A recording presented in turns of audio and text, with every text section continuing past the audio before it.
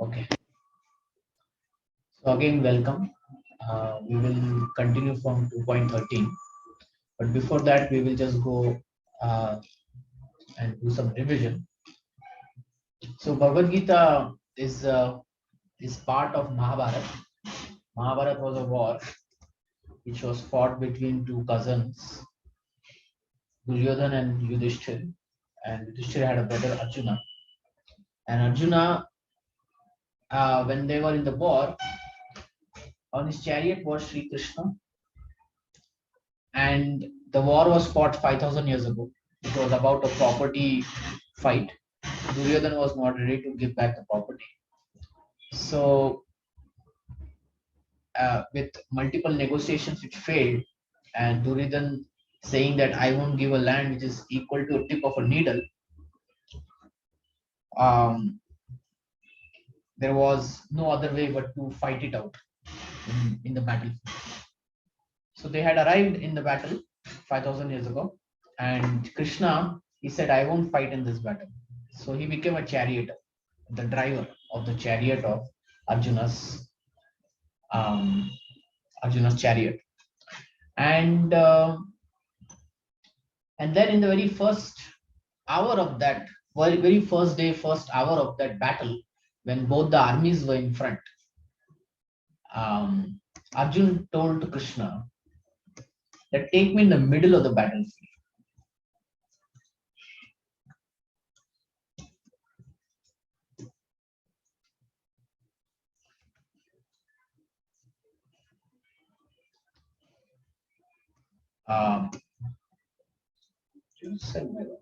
Okay. So Arjuna said, take me in the battlefield, let me see who all have come.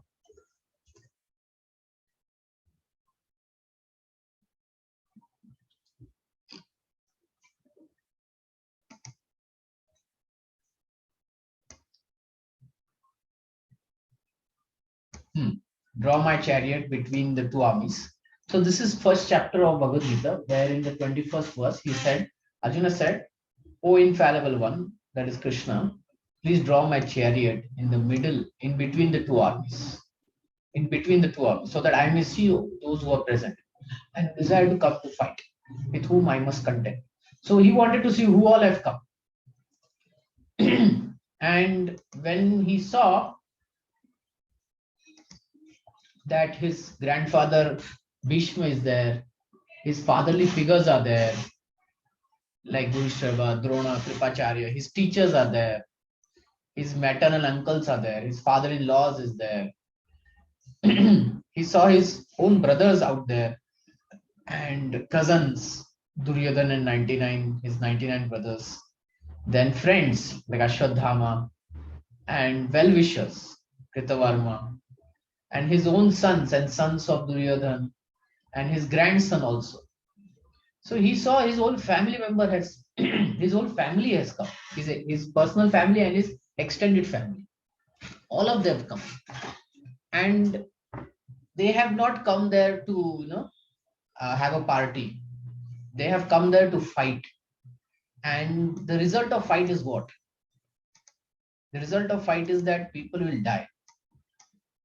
So when this particular thought came into his mind that who all are going to die? My own people are going to die. My own family members are going to die.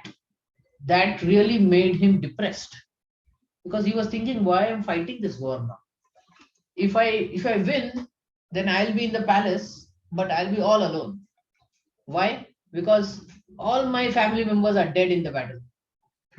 And again, they are not fighting with me. They are fighting against me. It is not like they came to fight with him, to make him the winner. No, some of them were against him, and he had to kill them, especially grandfather and teacher. It is, one cannot imagine to even hurt them, right? So in the very first chapter, he set out arguments that he doesn't want to fight this war. First of all, he feels very compassionate. People will die. Then he thinks that all alone I'll be sitting in the battle in the palace after winning this war, and all my members, family members will be dead. It will be like someone, he buys a house, a 5 bedroom apartment, but no one comes to stay with him. And what is the point of buying that, right? And third thing is he saw the social problem also of war. What he saw was that people will die, and then they won't be elders. Now when there are no elders, how the youngsters will be directed? Hmm? Because young people, they listen to elder people, and elder people, they make sure that young people are properly ethical and morally strong, right? They are religious also. So so all these things were going on in his head, that who will take care of the young people if all the elders will die? Then who will take care of the women also? Because the women, children, and old people, they need to be protected. So now the people are not there who will take care of them, and the women will become polluted, and then there will be unwanted progeny. There will be children who won't be religious, morally ethical, and all that. Then because of that, even community projects will be stopped. Hmm. War is very destructive. Presently, a war is happening in in Ukraine, and that is destroying everything. The whole community has been dispersed. Almost 500,000 people have left that country. Why? Because war is terrible. So he was thinking of all these things, and therefore he told Krishna, "I don't want to fight." And then he stood there. But at the same time, he knew that it was his duty also to fight. He knew. Why? Because he was a administrator, a king, and he knew that, oh, I need to fight in this war, because I am being cheated here by my own brother. But if my brother is evil, what can I do? If a policeman, he sees a criminal committing a crime, and that criminal happens to be his own brother, what do you think the policeman should do? Whether the criminal be brother or be a complete stranger,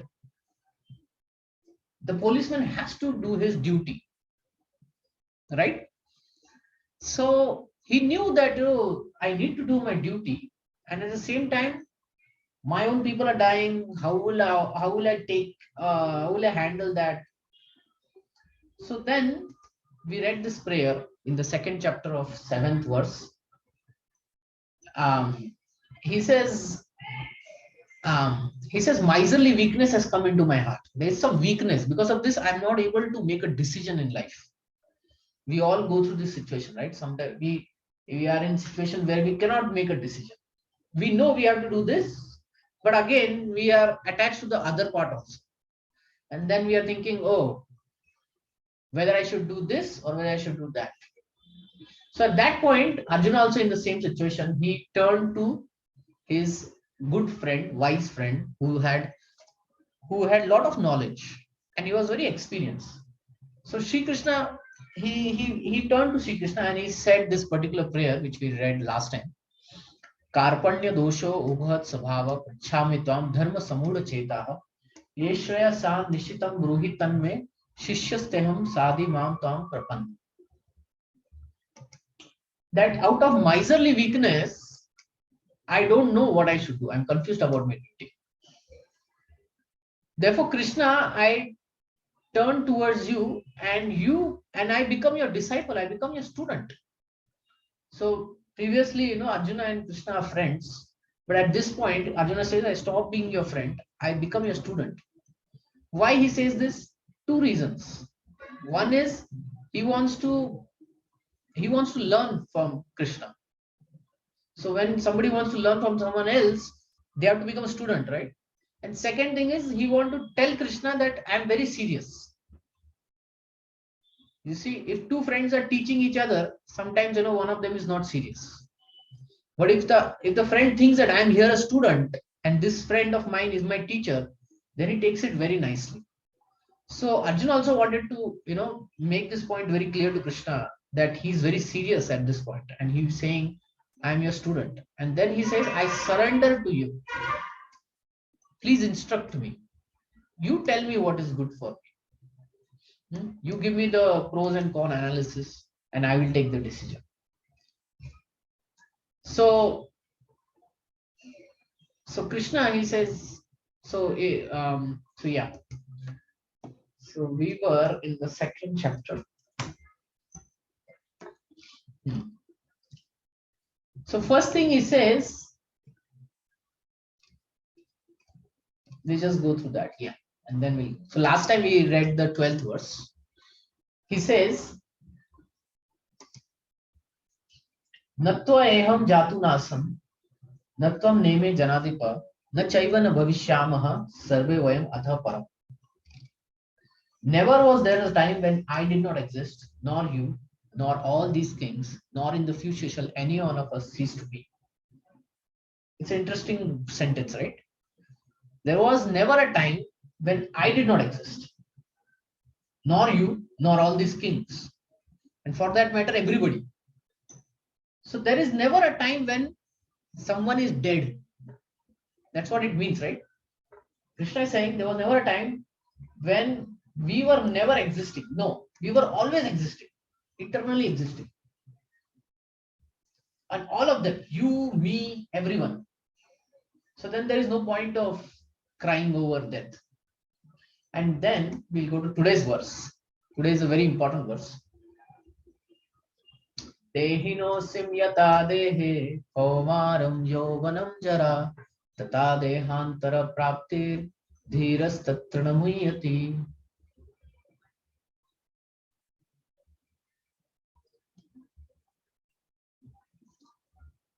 As the embodied soul continuously passes in this body from boyhood to youth to old age, the soul similarly passes into another body at death. A sober person is not bewildered by such a change.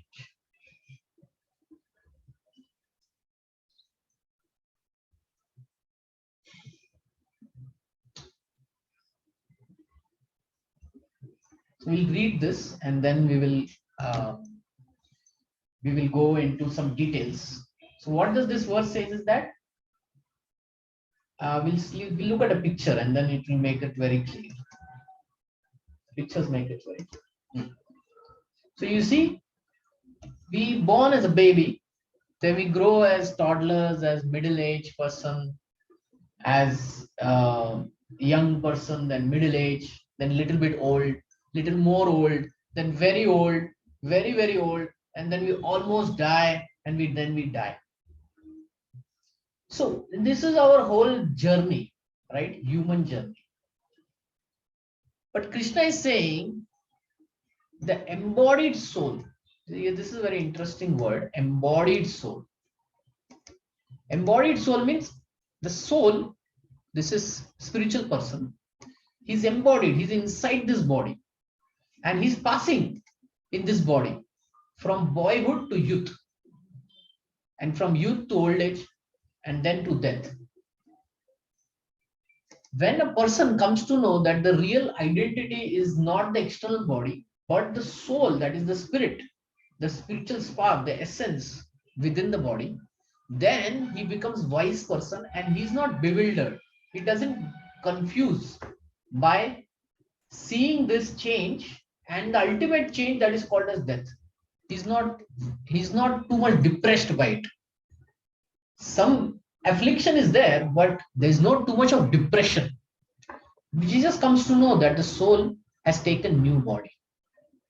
And we will get into some proofs here. So before we read, let's go to the proof and then we'll read. So yeah, okay. You can see this PDF, right?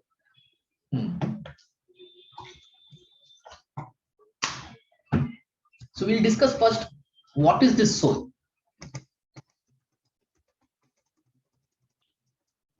So here is a professor from Illinois College, and he did analysis of a human body. And he said that in a 60-pound person, there is 5 pounds of calcium. So the body is made of 5 pounds of calcium. Calcium is a bone. 1.5 pounds of phosphate, 9 ounces of potassium, 6 ounces of sulfur, sodium, 1 ounce of magnesium, and less than 1 ounce each of iron, copper, and iodine. So these are the composition of the human body. It has calcium, phosphate, potassium, sulfur, sodium, magnesium, iron, copper, iodine. Okay.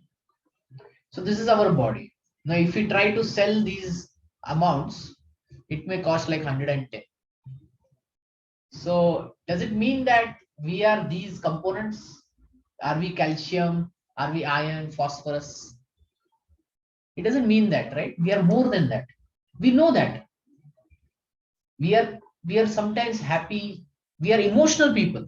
Some emotion is there. Where is the emotion in calcium, phosphorus, water? Is there some emotion over there? No. But we as a human being have that emotion. So where is that emotion coming from? We are sometimes fighting. So what is exactly life? Okay. So here is an accident scene and the person has died. And what we say?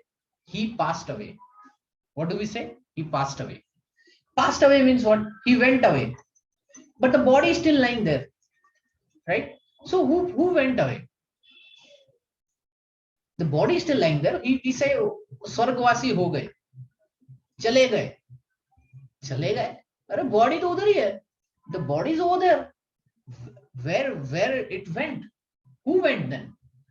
So here Bhagavad Gita comes and says that there is a spiritual being within our body. That is our real identity. So let me take you. Okay.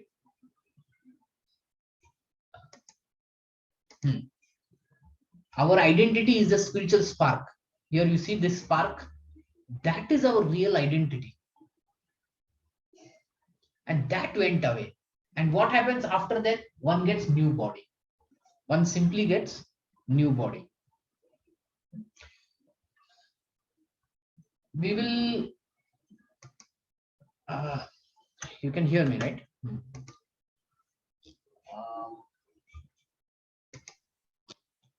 Yes. Yeah. So we will read some few more verses and some important verses, and then we will get into it. Okay.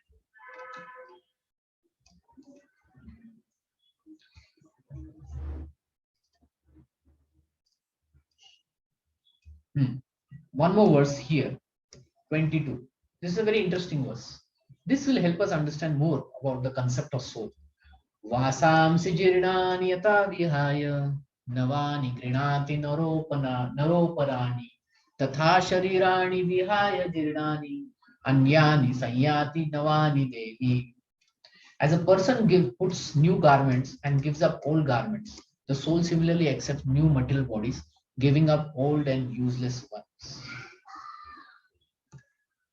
So the soul and the body compared to, like, the body is compared to cloth, shirt, and the soul is compared to like the body. So every day we wear new shirt, right? Do we become a new person? No, we remain the same person, but we just wear a new shirt. Sometimes we wear t-shirt, then another time we wear full shirt, half shirt, or just a banyan, or a suit, or a sherwani, on a particular occasion. But we remain the same, right? The external changes. Similarly, the body, that is there, that is just like a cloth. And at the time of death, that body is discarded and a new body comes. So body is like clothing. I hope this understands. Next set of proof we will go is, so first we saw he passed away, right? He passed away means, who passed away? The soul passed away. The body is still there. Then second, let me just type it. So first proof we saw intuitive understanding. It is called intuitive understanding.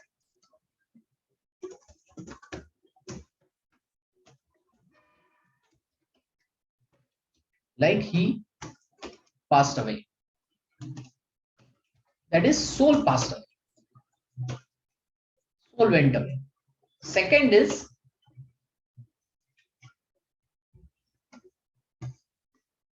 understanding who we really are, like identity. We say my car. My car means what? My car, my bag, my pen, my laptop, my phone. Does it mean that the phone are you? No, it means that the car and me are two different things. And I am the owner of the car. Similarly, when I say my body, it means body and the soul are different. And soul is the owner of the body. This is a very important concept. You understand? Any question here? You can interrupt me anytime. Any question? No. Okay. What we are discussing is proof of soul. So two things we understood. Intuitive understanding. He passed away. That means body is there. Soul passed away. Identity. My body. My body is a soul. Is the me and my body are different.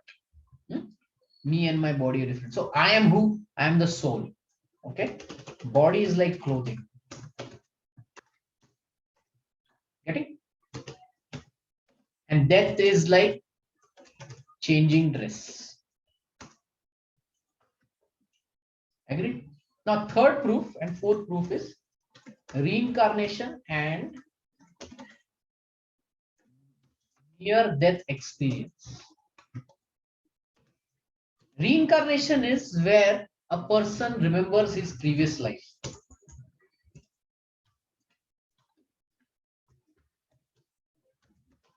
And that tells us that we really are not the body, but something apart from the body, and that has moved from one body to another. Okay. So in this regard,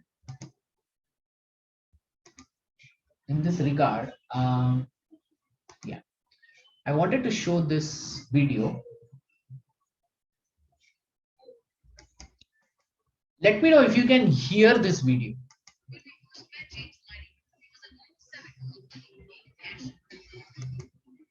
Can you hear this? No. Can you hear it now? No. Okay. I think I need to share. Switch to phone audio.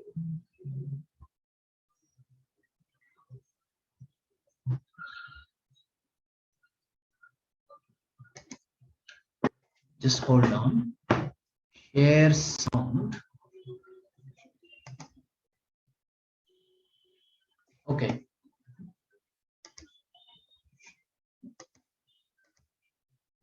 Can you hear now? When we first met James Leininger, he was a normal 7-year-old with a unique Yes. passion. Okay. I can read the Japanese easy as pie. An extreme fascination with World War II fighter planes, his parents say began as a toddler. And I said, oh, look, there's a bomb on the bottom. He said, that's not a bomb, that's a drop tank. Then came the violent drawings and night terrors. Bombing ships, you see men parachuting. Here's another one where planes are dropping bombs. Help me. He would just be crying. He'd say, airplane crash on fire, little man can't get out.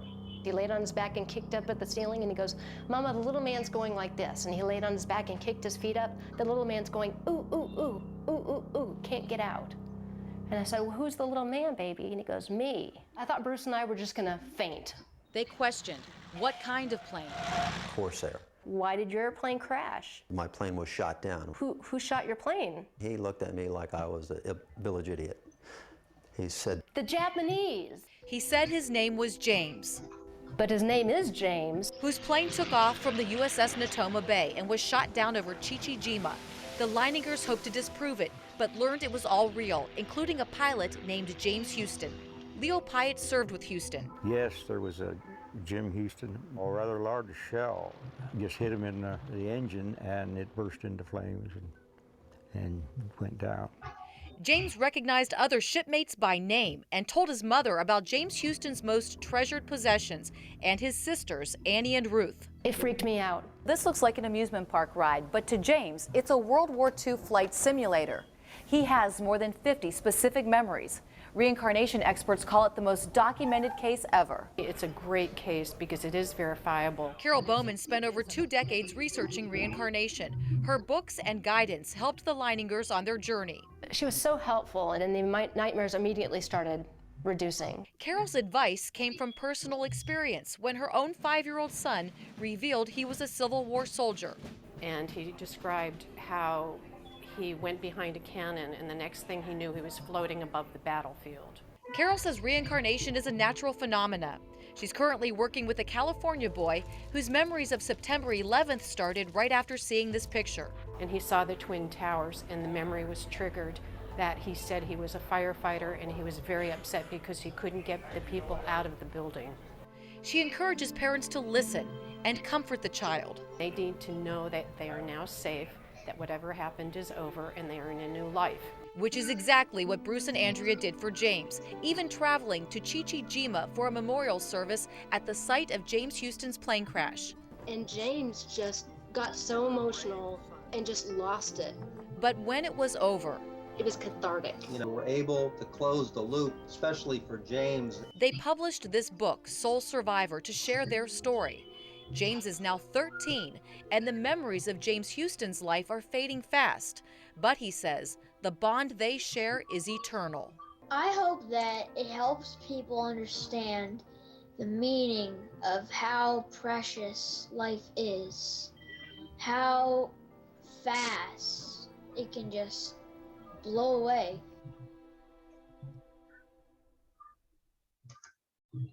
Okay. I hope you heard the whole video, right? Yes. Okay. So yeah, this is a reincarnation case of James Leininger. He was remembering his past life as a airplane pilot that got hit by a Japanese fire, and he drowned. So he was remembering that, and generally children, they remember their previous life, some of them, not all of them. So many such reincarnation cases have been studied, and one of the famous person who has studied this, and many cases he has studied, is Dr. Ian Stevenson. He's no more, but he was from University of Virginia. So he has documented many such cases like this, and they have written books on 20 cases and when reincarnation and biology intersects. And then Dr. Brian Weiss also, he's also studied this, and they have written many books. These are the ones, and Elizabeth Colbert also, and there are other professors in universities that they are studying reincarnation. So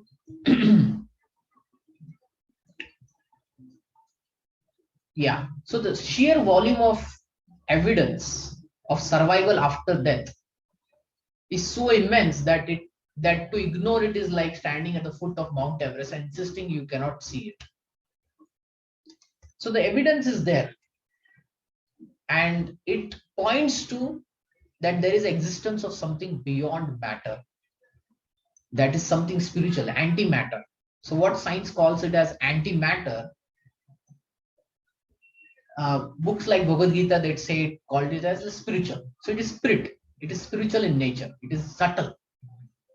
Like there is liquid, and then gaseous state is subtler than that, right? Air is subtle, we cannot see it.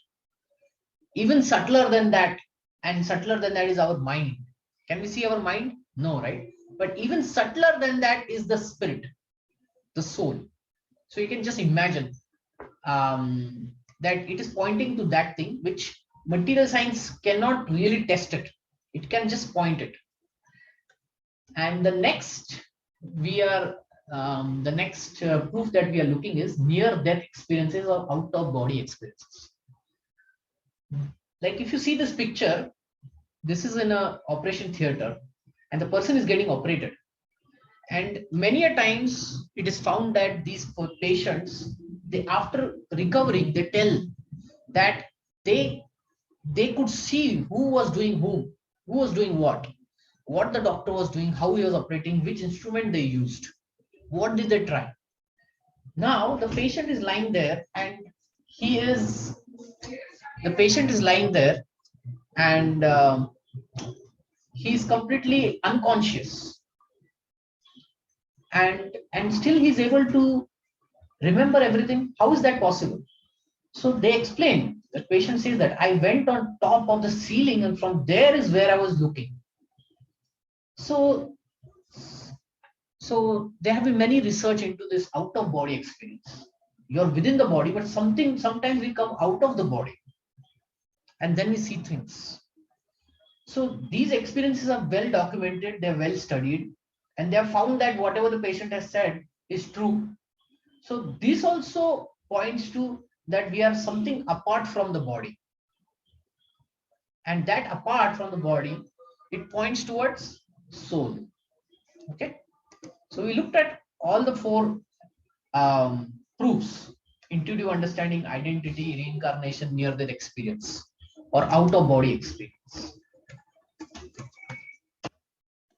I have one more video to show, but it's 7 minutes. So it will take some little bit more time, but that's fine. The reincarnation video is very good. I will just put it in the chat. So later you can see. So yeah. Okay. So here Krishna is saying the same thing, that we don't live one life, we just move from one body to another, and that is death. When we get a completely new body, a baby's body, that is new life for us, a new birth for the soul, and a new body, completely new body. So then there is no need to be bewildered. What does bewildering mean? Bewildering means confusion. What is happening? I don't know. I don't understand. No, a sober person understands that now the soul has passed and moved into another body. So he's not so much depressed. He's unhappy because the person loses the association of one who has died, right? But at the same time, he understands that the soul eternally lives into another body, in another identity. So when Krishna is trying to tell Arjuna that you are thinking that people are dying, but actually the body is only dying, the soul remains, the soul never dies.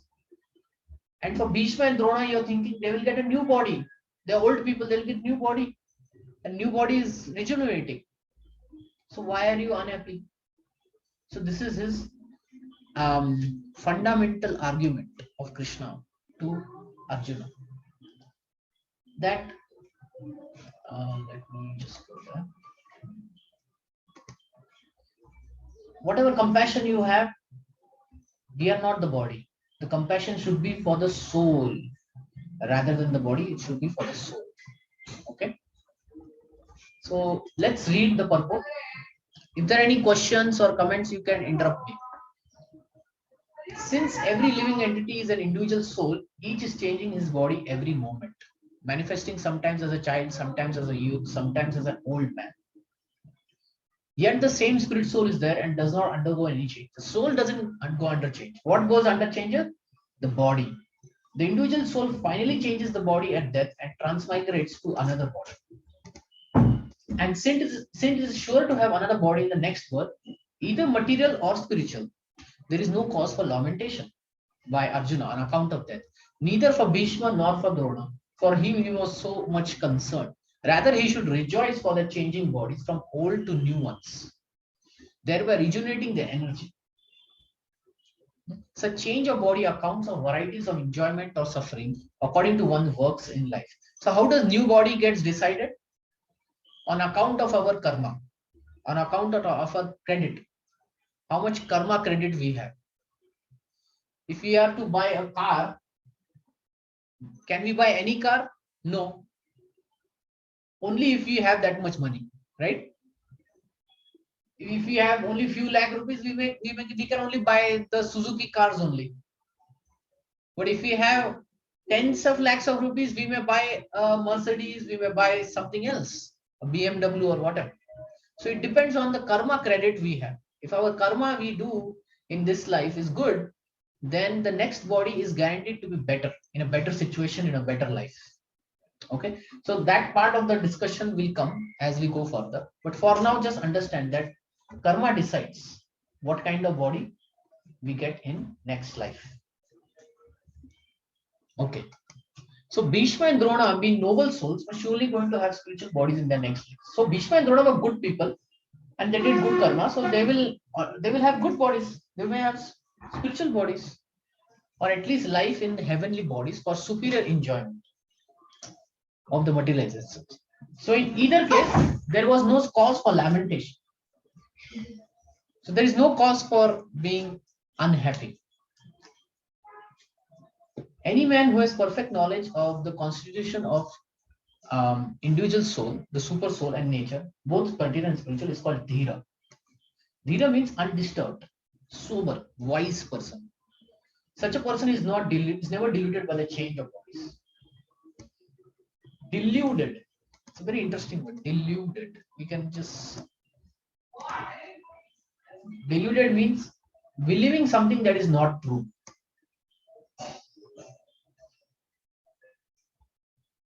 Or we can have a little more extra meaning to it, like deceived by false beliefs, by delusion. He doesn't think this is false. Now the person doesn't exist. Everything is end. No. He knows that the soul is the real thing and that has taken new body.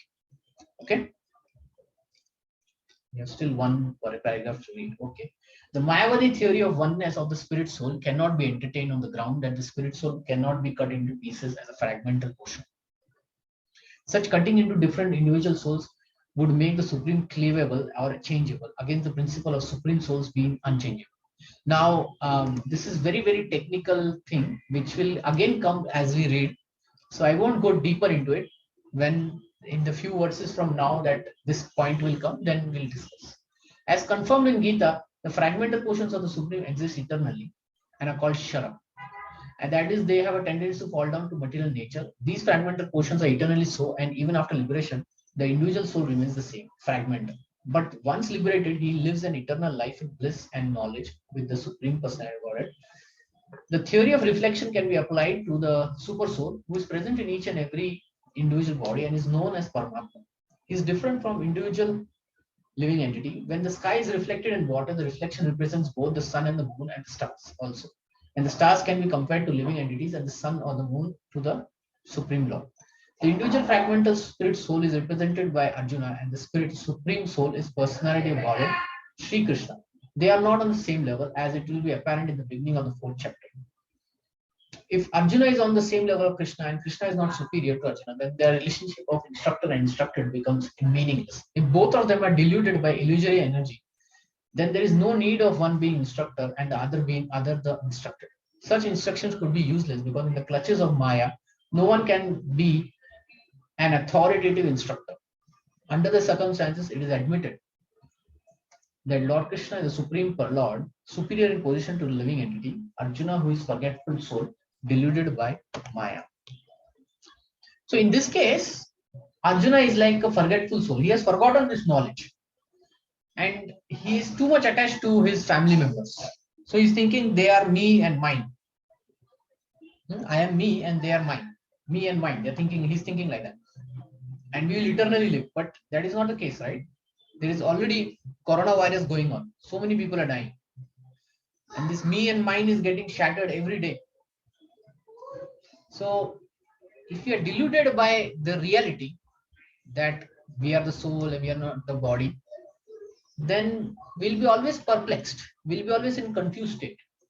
So Bhagavad Gita comes and rescues us. It gives us the real knowledge. Okay. Any question or comment till this point?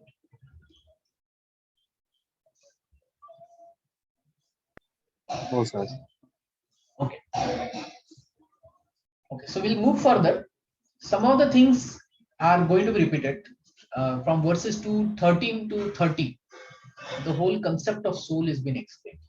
Okay. So we will keep reading about soul multiple times, and again we will discuss in deeper and various angles to this soul. Okay. Matra sparshastu konteya shitosna sukha dukkada agama payino nityas tam tatikshva bharata. O Kunti, O son of Kunti. Kunti is Arjuna's mother. So he's saying, O son of Kunti, the non-permanent appearance of happiness and distress and their disappearance in due course of time are like appearance and disappearance of winter and summer season. They arise from sense perception, O scion of Bharata, and one must learn to tolerate them without being disturbed.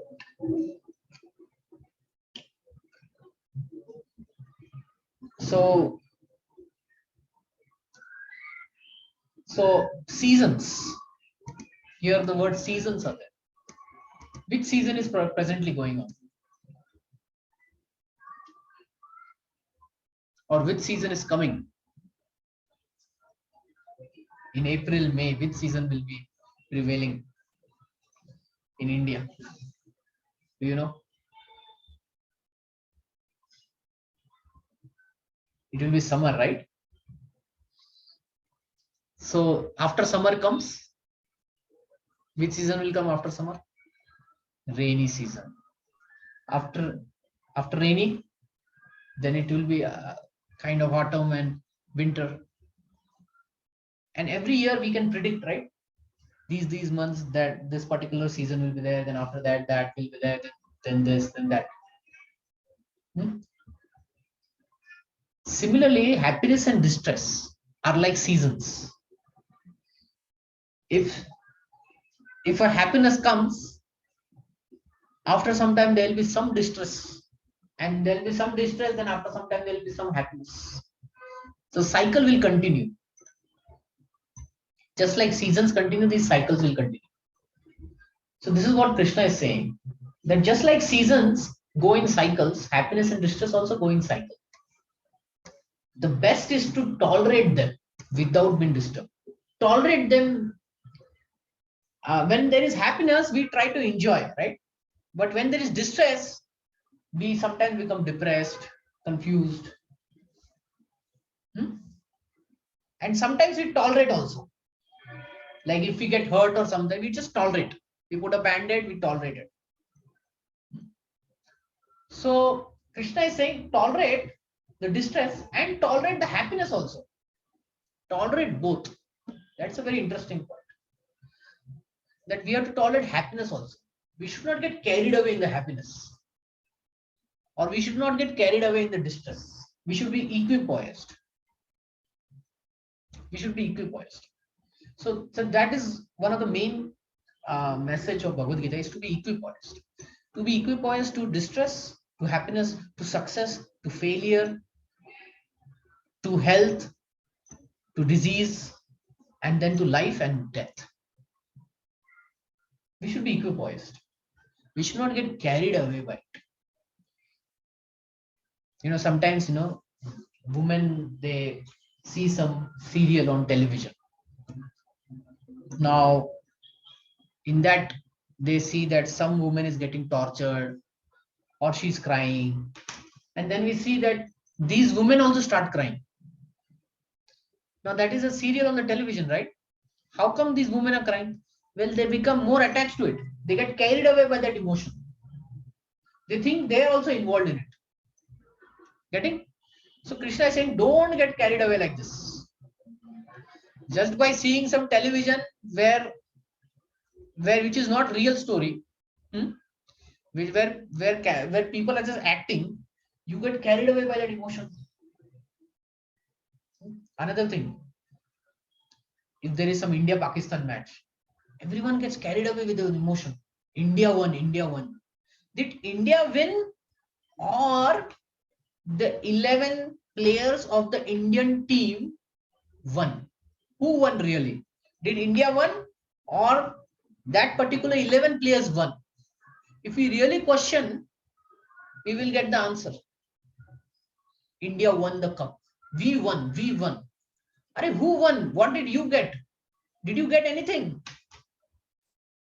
If somebody goes to India-Pakistan match, India wins, and he comes back and says to everyone, India won, India won. What did he get? I didn't get anything. I paid 100 rupees to get into the stadium and another 100 to eat the popcorn.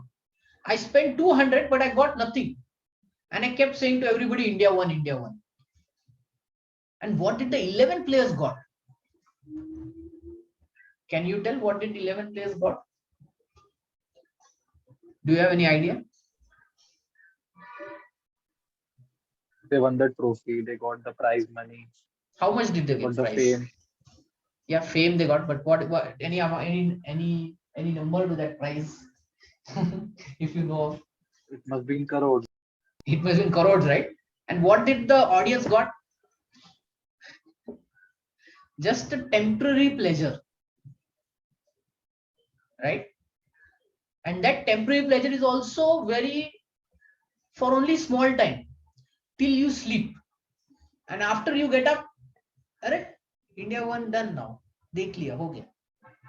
But the Indian player, he gets 1 crore rupees in his bank account, which he spends over many years or maybe in a year. What we got in our bank account? Minus 200 rupees. So we have to be equipoised. We have to tolerate even happiness. We have to tolerate happiness and we have to tolerate distress. We have to see the reality. Okay. So let's read this purport and we will see. So in the proper discharge of duty, one must learn to tolerate non-permanent appearances and disappearances of happiness and distress. According to Vedic injunctions, if one has to take his bath early in the morning, even during the month of Magha, that is January or February, it is very cold at that point, at that time. But in spite of that, man who abides the religious principle does not hesitate to take his bath. Similarly, a woman does not hesitate to cook in the kitchen in the month of May and June, the hottest part of the summer season in India. One has to execute his duty in spite of climatic inconveniences. Similarly, to fight is the religious principle of Kshatriya. And although one has to fight with some friend or relative, one should not deviate from his prescribed duty. One has to follow the prescribed rules and regulations of the religious principles in order to rise up to the platform of knowledge. Because by knowledge and devotion, one can liberate himself from the clutches of Maya. I will explain this point, but let me just finish reading. The two different names given to Arjuna are also significant. Is to address him as Kaunteya signifies his great blood relationship from his mother's side, and to address him as Bharata signifies the greatness from the father's side. From both sides, he's supposed to have a great heritage. Great heritage brings responsibility in the matter of proper discharge of duties. Therefore, he cannot avoid fighting. So the Acharyas explain that there will be happiness and distress. And because there is happiness and distress, one should not avoid his or her duty. Getting? And they gave example that in the Vedic times, people used to bath with cold water only. And in the month of January, February, it is very cold. But we have to take the bath, right? So then the person is to go and take bath in the cold water. And then women, when they cook in the kitchen, it is very hot because the heat is there, fire is there, right? And in the month of May and June, it becomes very, very hot. Now in the month of May, they won't say, you order from outside, I won't cook. Does it happen that way? No, because they are doing their duty. Similarly, as a Kshatriya, that means a fighter, a warrior, he has to fight to protect the weak from the evil, to get his rightful claim of his land. And just because his own family members are on the other side fighting against him, not with him, but against him, just like a policeman, if he sees his own brother committing the crime, then the policeman should go and catch his brother and put him into jail. That is his duty. So Krishna is saying, you should tolerate and do your duty, even if it is happy or distressful. So that is the message.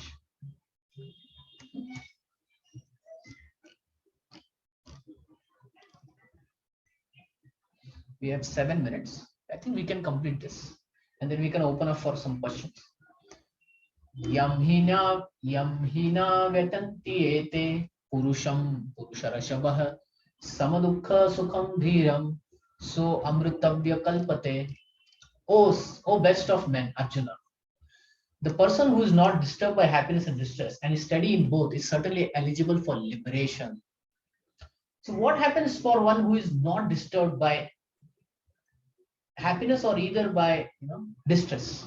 Then he is eligible for what? Liberation. We'll talk about liberation. Okay. So anyone who's steady in his determination for the advanced stage of spiritual realization and can equally tolerate the onslaughts of distress and happiness is certainly a person eligible for liberation.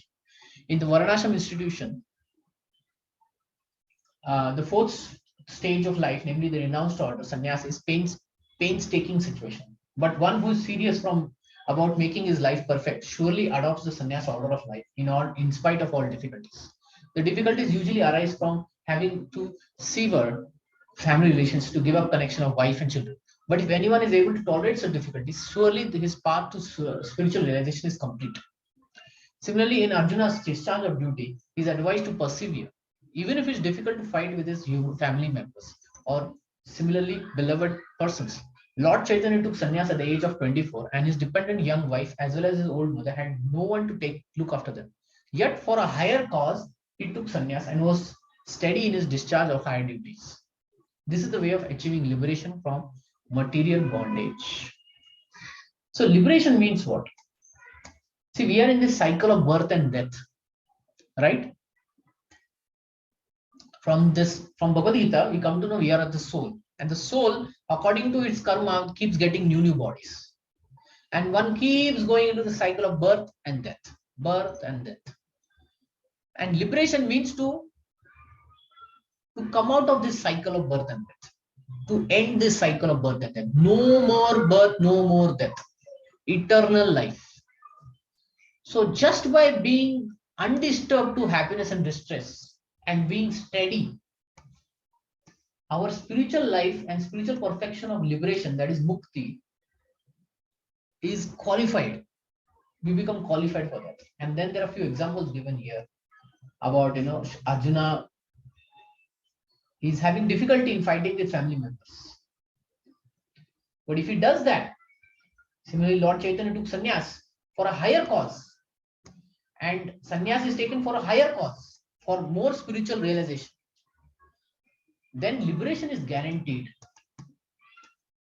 Okay, liberation is guaranteed. The cycle of birth and death that completely ends, and then there is eternal life. This is something we'll keep discussing. But that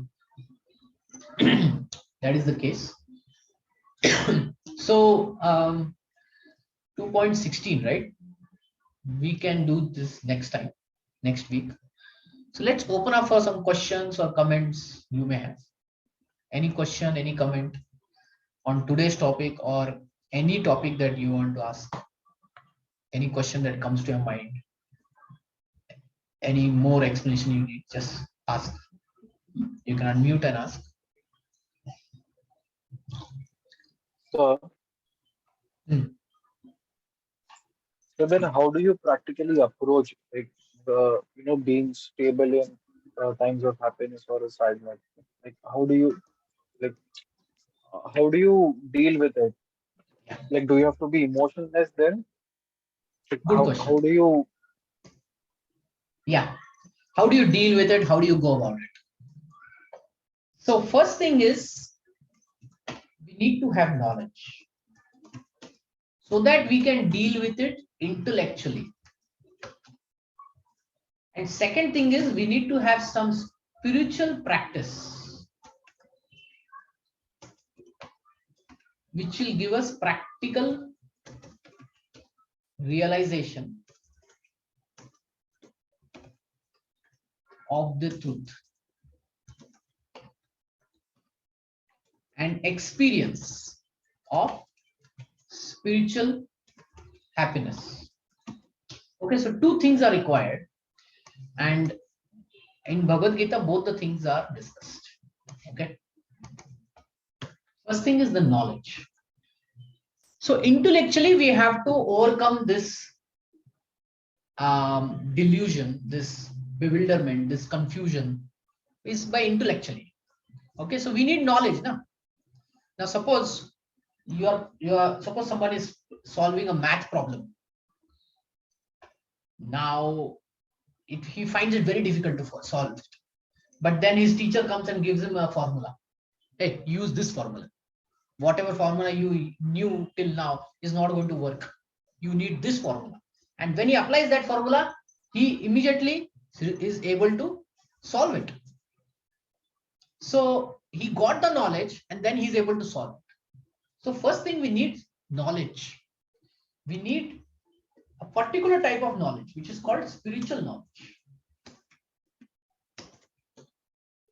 There is material knowledge, right? Material knowledge, last time we discussed, is physics, chemistry, mathematics, economics, finance, Ayurveda, medical, etc. Astrology, astronomy. All this is material knowledge. Spiritual knowledge is what? Spiritual knowledge is there only in Bhagavad Gita, in the Upanishads, which talk about that we are not the body, but we are the soul. Our senses, our body keeps changing, but the soul doesn't change. All this is spiritual knowledge. When we get that knowledge intellectually on the power of intelligence, because intelligence needs what? What is the food of intelligence? The food of the stomach is grains, milk, vegetables, whatever is cooked food. What is the food for what is the food for intelligence? It is knowledge. Knowledge. Yeah, it is knowledge. So when intelligence gets knowledge, what will happen? When we eat food, we feel nourished, we feel strong. So our intellectual becomes strong. So we intellectually become strong. And then we can overcome the weakness or doubts of mind. So that is the first thing. We need knowledge. Okay, then we can overcome. Like somebody may have knowledge that drinking is bad, and then his friends come and they say, hey, take one drink, take two drinks. Now intellectually he knows drinking is bad, and if he's strong enough, he will say, I won't drink, because he has that knowledge. So knowledge helps. Second is, we need a spiritual practice where one experiences spiritual happiness. Now what happens when one experiences spiritual happiness? Then one can give up lower happiness. I'll give you an example. If somebody is eating, say, poha, poha, right? Flaked rice. You make simple poha out of it. And one day you give him gulab jamun. What he's going to like? Is he still going to like poha? Or he's going to change? What is your opinion? Gulab jamun. Yeah. So that's what. So poha is like a lower taste, and gulab jamun is like higher taste. If there is a higher taste, one will give up the lower taste, right? If you go to a marriage, a buffet, and then you see poha, and then you see biryani, or you see white rice. Let me give you this example. This is very simple. You see white rice, and then you see biryani, veg biryani. What are you going to? What do you think people will go after? White Definitely rice? not white rice. Definitely biryani, right? Why? Yes, yes. Because that is a higher taste. So spiritual practice gives us the higher taste. And because of this, we can give up lower taste and give up doubts and weakness of mind. So what is the spiritual practice? So Bhagavad Gita talks about yoga, which is nothing but spiritual practice. And there are 4 types of yoga. One is karma yoga, jnana yoga, dhyana yoga, and yoga. So this is something, in future chapters we are going to discuss. But because you have asked this question, important question, so I'm just giving you an overview. So there are spiritual practices within this yoga, and this is a incremental yoga. So after karma, you get knowledge, that is jnana. After knowledge, you get meditation. Then meditation, then ultimately one intensifies his love, affection, and comes to the platform of bhakti yoga. Okay. So there are processes mentioned in each of the yoga. If one does that, he gets spiritual happiness. And by the strength of spiritual happiness, he can overcome the weakness and doubts of his mind. Whether it be of death, it be of happiness, distress, it be of failure or success, it be of anything. He's equipoised. Okay. So at this point, we only talked about spiritual knowledge. We are still getting, by reading Bhagavad Gita, we get spiritual knowledge. When we come to spiritual practice, then we will get into the details of it, what it is. But in short, these 2 things are required. Does that answer your question? Yes, sir. Okay, thank you. So any more question or comment?